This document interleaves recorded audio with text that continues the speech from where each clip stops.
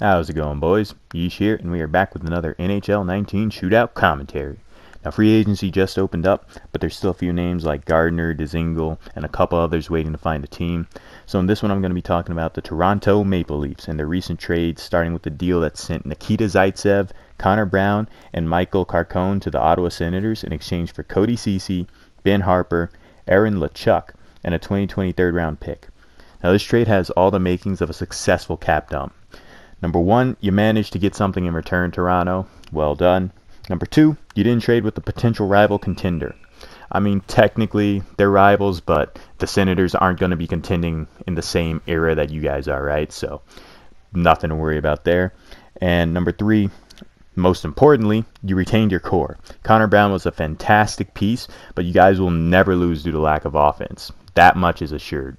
And honestly, I think people are throwing Cody Ceci under the bus. He could be very serviceable playing in a sheltered role in Toronto instead of being forced against other teams' top lines night in and night out. Regardless, this trade frees up $6.5 million down the line for the Leafs, and they still retain an NHL level, despite what some Senators fans say, right-handed D on the roster. Fantastic move for you guys.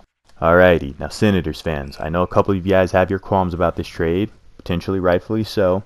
But listen, one thing that sucks about rebuilds is that it is very hard to get players to stay through tough times, especially older guys. They've been in the league long enough to where they want to win, and they want to win now. So they're usually not on board with rebuilds.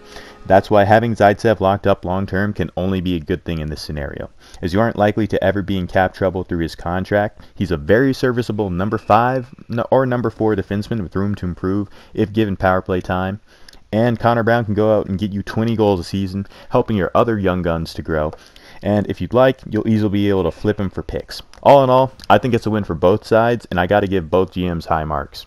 But that wasn't the only trade the Leafs made. No. They also sent Nazem Kadri, Callie Rosen, and a 2020 third-round pick to the Colorado Avalanche in exchange for a 2020 sixth-round pick, Alexander Kerfoot, and Tyson freaking Barrie. Dubas crushed this deal. And you know what? Good on the man for not getting caught up in the what-ifs of the whole Marner situation.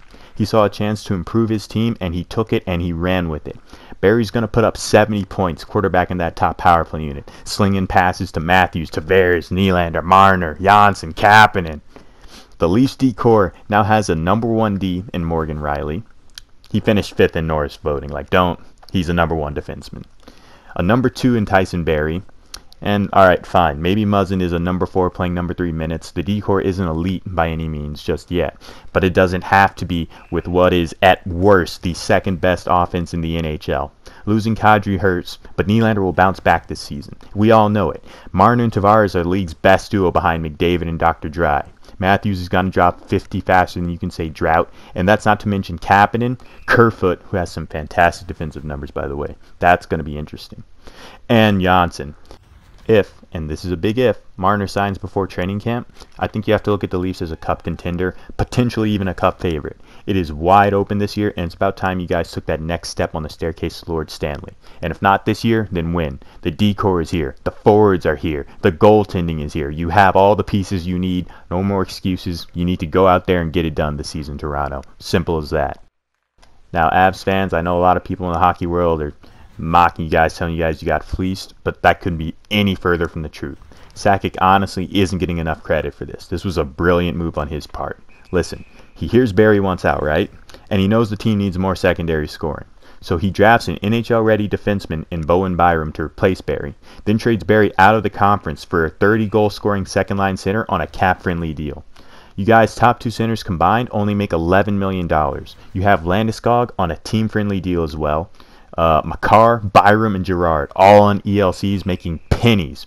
You guys have an insanely rare window to make something happen in the day and age of cap space, right? You have all this cap room. Don't waste it. This trade helped keep that window open. Make no mistake. Now, obviously signing Rantanen takes priority, but after that, what's the move?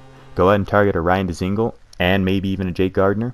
Dzingel wants to come west, and for all his defensive woes, Gardner will provide a much-needed veteran presence on what has to be one of the youngest blue lines in NHL history. Now, I think both teams did very well in this one, no doubt about that. They addressed glaring weaknesses in their lineup while still retaining strength in their best areas. With the Leafs still having the lethal core offense, 3 players who can get 100 points any given season, that's insane.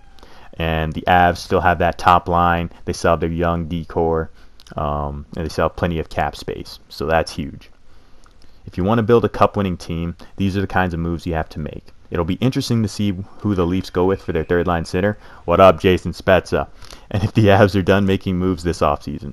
That'll do it for this one, boys. Be sure to like and subscribe if you enjoyed it, and I will see you boys in the next one.